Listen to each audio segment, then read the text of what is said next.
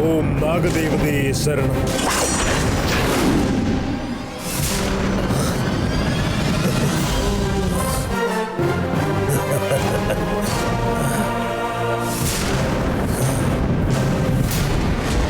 ഓം നമഃ ശിവായ. ഓം നമഃ ശിവായ.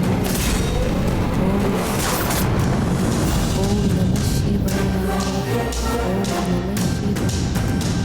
ഓം നമഃ ശിവായ.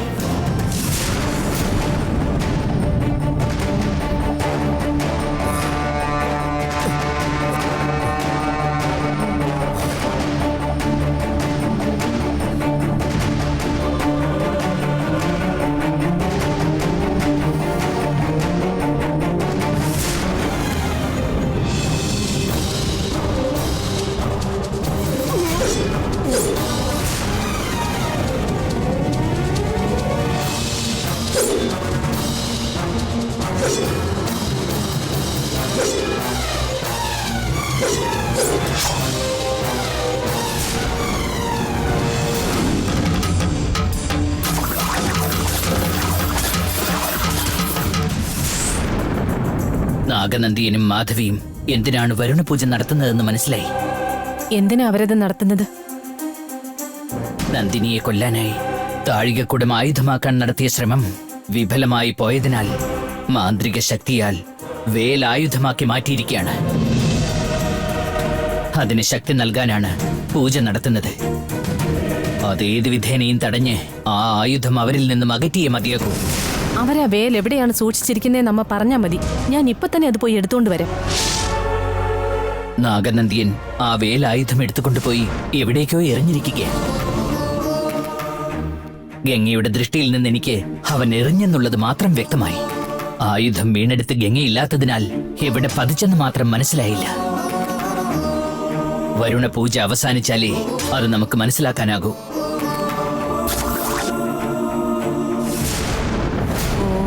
ശിവായ. ഓം നമഃ ശിവായ. ഓം നമഃ ശിവായ. ഓം നമഃ ശിവായ. ഓം നമഃ ശിവായ. ഓം നാഗദേവതേ ശരണം. ഓം നാഗദേവതേ ശരണം. നാഗദേവതേ ശരണം. ഓം നാഗദേവതേ ശരണം. ഓം നാഗദേവതേ ശരണം. ഓം നാഗദേവതേ ശരണം. ഓം നാഗദേവതേ ശരണം. ഓം നാഗദേവതേ ശരണം. ഓം നാഗദേവതേ ശരണം.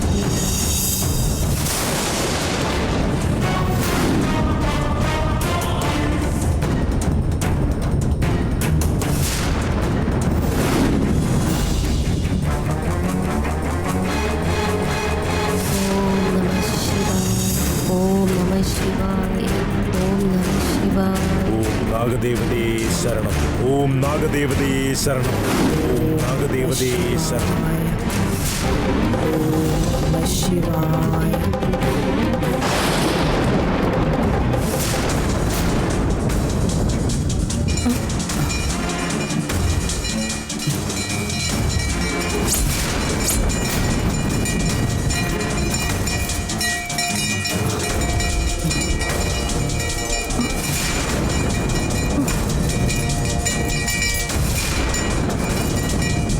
വെളിയിൽ നിന്ന് അതിശക്തമായ കാറ്റടിച്ചുകൊണ്ടിരിക്കുകയാണല്ലോ. എന്താണെന്ന് നോക്കിയിട്ട് വരാമേ. കൃപ.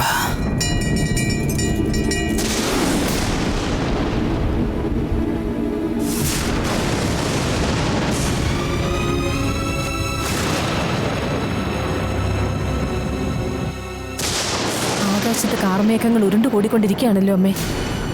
അവര് നടത്തുന്ന വരുണപൂജയ്ക്കും ഇതിനും തമ്മില് എന്തെങ്കിലും ബന്ധമുണ്ടോ? ബന്ധമുണ്ട്. വരുണ ഭഗവാനെ പ്രസാദിപ്പിക്കാൻ മാത്രമല്ല പൂജ, മഴയോടൊപ്പം വരുന്ന മിന്നൽ ശേഖരിക്കാനായിട്ട് അവർ ഈ പൂജ നടത്തുന്നത്.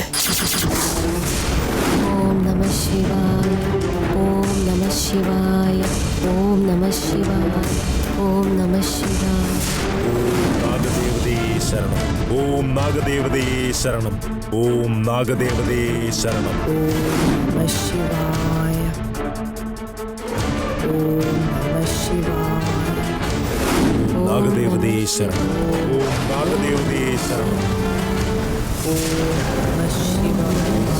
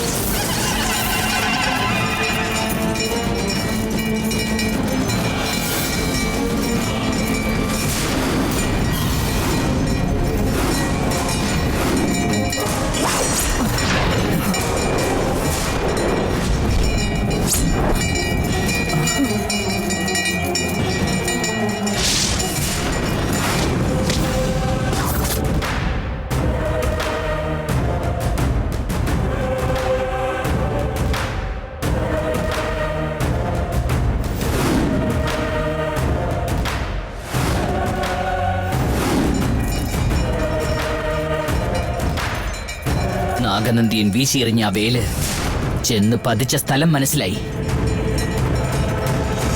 നമുക്ക് അങ്ങോട്ട് പോവാം.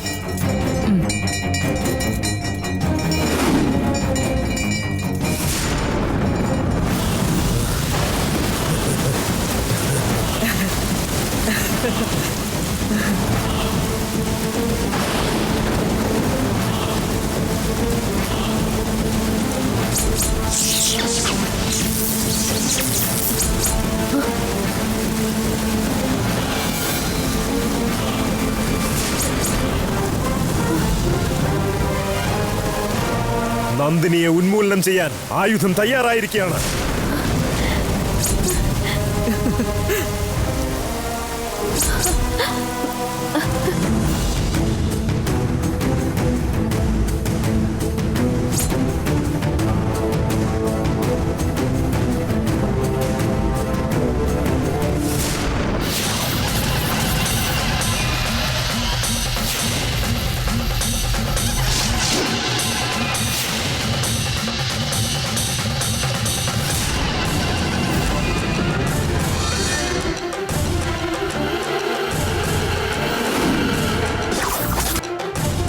ത്രിശൂലത്തിന് മുന്നിലിരിക്കുന്ന ആ വേല് തന്നെയാണ് നന്ദിനിയെ ഉന്മൂലനം ചെയ്യാൻ അവർ തയ്യാറാക്കിയ ആയുധം.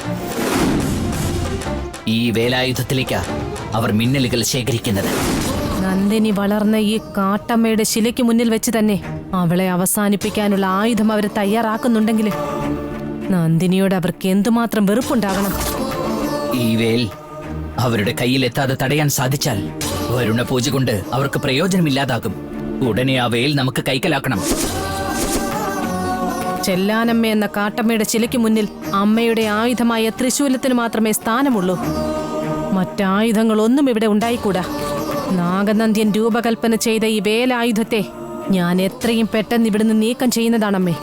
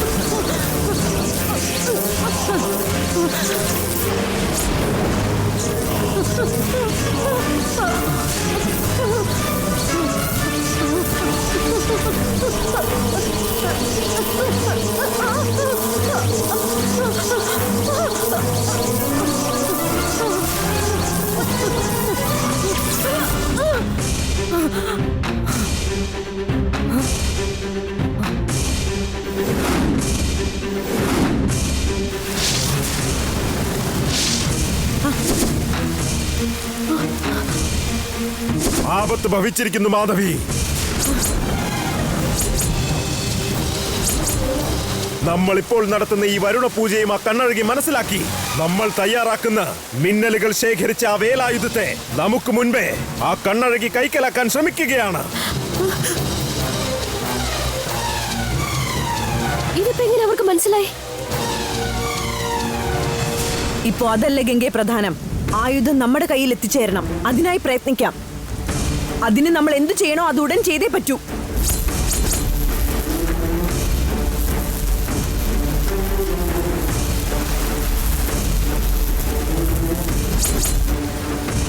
നമ്മുടെ അടുത്ത നീക്കം എന്താണ് നാഗനന്ദിയ? നമുക്ക് രണ്ടാൾക്കും ഇതിലൊന്നും ചെയ്യാനില്ല. അടുത്ത നീക്കം ഗംഗയുടെ ഭാഗത്തു നിന്നുണ്ടാവണം.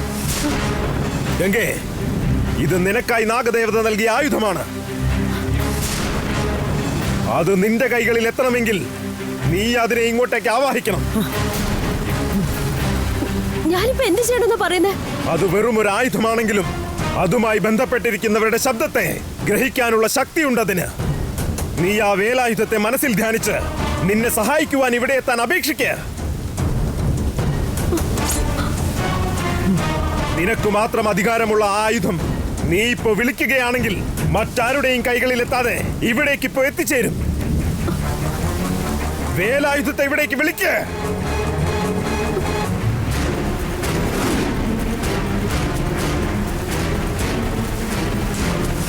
നന്ദിനിക്ക് അന്ത്യം കാണാൻ എനിക്ക് വേലായുധം വേണം. വേൽ എത്രയും വേഗം എന്റെ കയ്യിൽ എത്തിയിരിക്കണം. എന്റെ കയ്യിലേക്ക് വാ വേൽ, എന്റെ കയ്യിലേക്ക് വാ.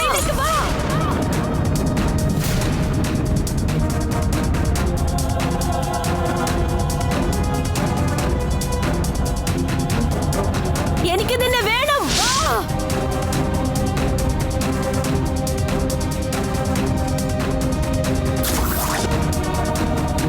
ഇത് നന്ദിനിയെ കൊല്ലാൻ രൂപീകരിച്ച ആയുധമാണ്.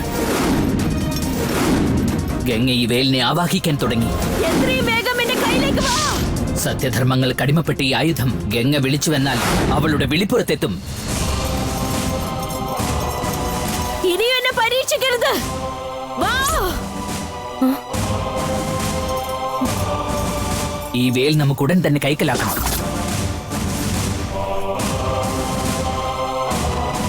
ഇല്ലെങ്കിൽ ഇതുമൂലം അത്യാപത്ത് ഭവിക്കും.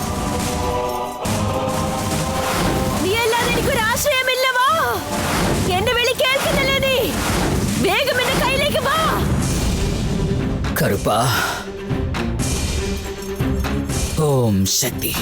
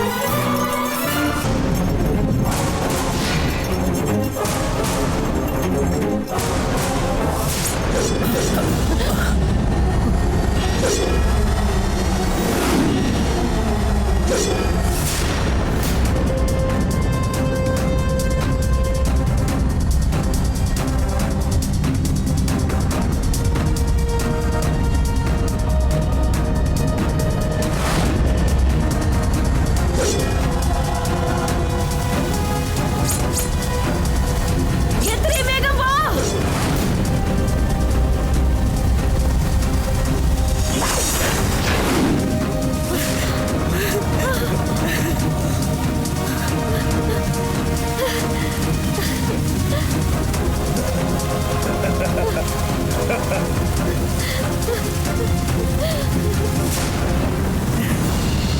നന്ദിനിക്കെതിരായി പ്രയോഗിക്കേണ്ട ആയുധം കൈക്കലായിരിക്കുകയാണ്.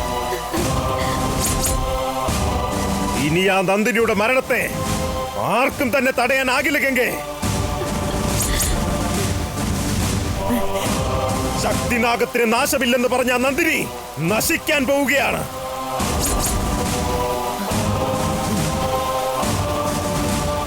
നമ്മൾ ഏവരും ചേർന്ന് അവളെ കൊല്ലാൻ പോകുന്നു.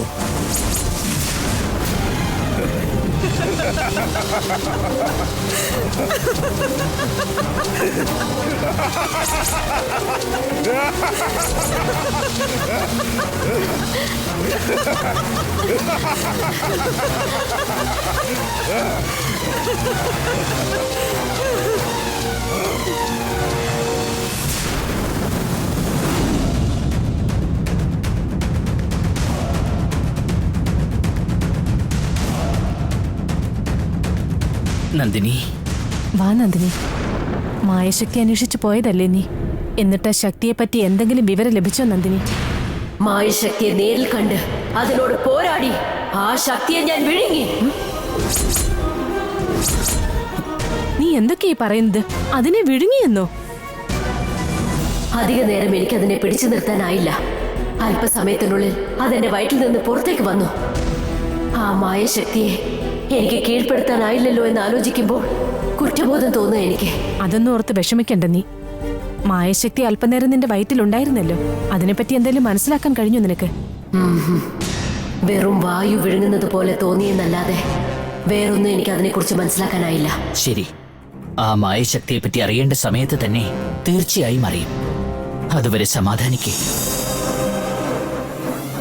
ഇപ്പൊ നീ അറിയേണ്ട പ്രധാനപ്പെട്ട ഒരു വിഷയം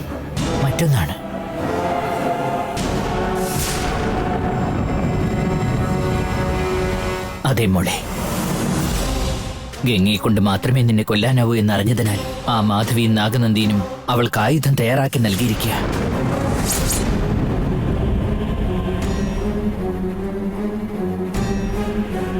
നാഗനന്ദിയനും മാധവിയും ഗംഗയെ കൊണ്ട് വരുണപൂജ നടത്തി നാഗദേവതയിൽ നിന്ന് വേലായുധം കരസ്ഥമാക്കി അതിലേക്ക് മിന്നൽ ശക്തിയെ പ്രവഹിപ്പിച്ച് അത് ആയുധമാക്കി വച്ചിരിക്കുകയാണ്. ഗംഗയുടെ ശരീരത്തിൽ അടങ്ങിയിരിക്കുന്ന കറുപ്പൻ സ്വാമിയുടെ തിരുനേത്ര ശക്തിയാൽ ആ മാധവിയും നാഗനന്ദ്യനും ഗംഗയെ ഉപയോഗിച്ച് നടത്തിയ വരുണപൂജയെപ്പറ്റി അറിഞ്ഞയുടൻ ഞങ്ങൾ അവരെ ശ്രദ്ധിക്കാൻ ആരംഭിച്ചിരുന്നു. അങ്ങനെയാണ് ആ നാഗനന്ദ്യൻ വേലായുധത്തിൽ മിന്നലിന്റെ ശക്തി ശേഖരിക്കാനായിട്ട് ആ പൂജ നടത്തുന്നതെന്ന് മനസ്സിലാക്കിയതും അത് കാട്ടമ്മ ക്ഷേത്രത്തിലാണ് സ്ഥാപിച്ചിരിക്കുന്നതെന്ന് ഞങ്ങൾക്കറിയാൻ സാധിച്ചതും. ഉടൻ തന്നെ കാട്ടമ്മ ക്ഷേത്രത്തിലേക്ക് വേലായുധത്തെ എടുക്കുവാൻ ഞങ്ങൾ പോയിരുന്നു. എന്നാൽ അവസാന നിമിഷത്തിൽ ആ ആയുധം ഞങ്ങൾക്ക് കൈക്കലാക്കാൻ കഴിഞ്ഞില്ല. അത് ഗംഗയുടെ കൈകളിൽ എത്തിച്ചേർന്നു. ക്ഷേത്രത്തിലേക്ക് വേലായുധത്തെ എടുക്കുവാൻ ഞങ്ങൾ പോയിരുന്നു. എന്നാൽ അവസാന നിമിഷത്തിൽ ആ ആയുധം ഞങ്ങൾക്ക് കൈക്കലാക്കാൻ കഴിഞ്ഞില്ല. അത് ഗംഗയുടെ കൈകളിൽ എത്തിച്ചേർന്നു.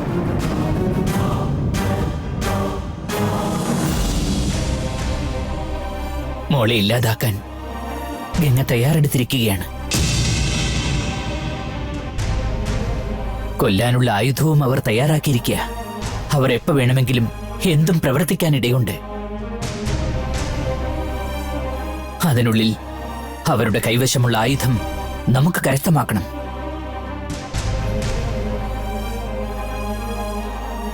ഇതാലോചിച്ച് വിഷമിക്കേണ്ട കാര്യമില്ല.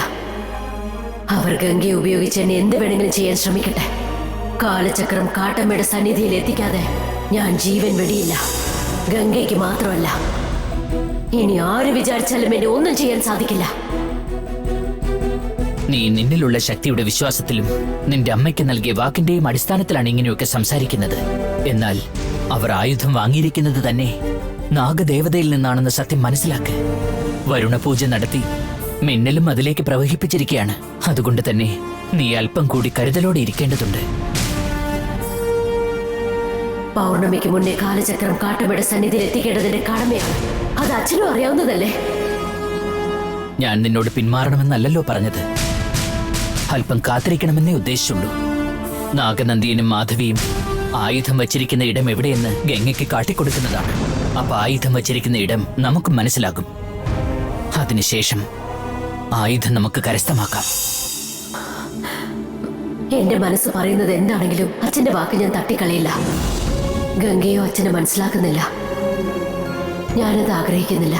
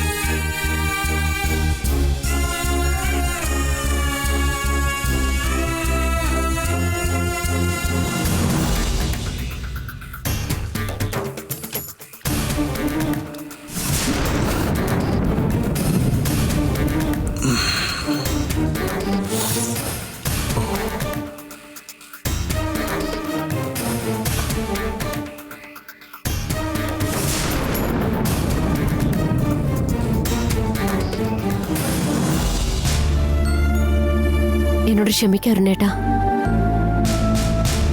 എനിക്ക് പൂജയ്ക്ക് പോകേണ്ടത് അത്യാവശ്യമായതുകൊണ്ടാ അരുണേട്ടനെ ഞാൻ മയക്കി കിടത്തിയത്.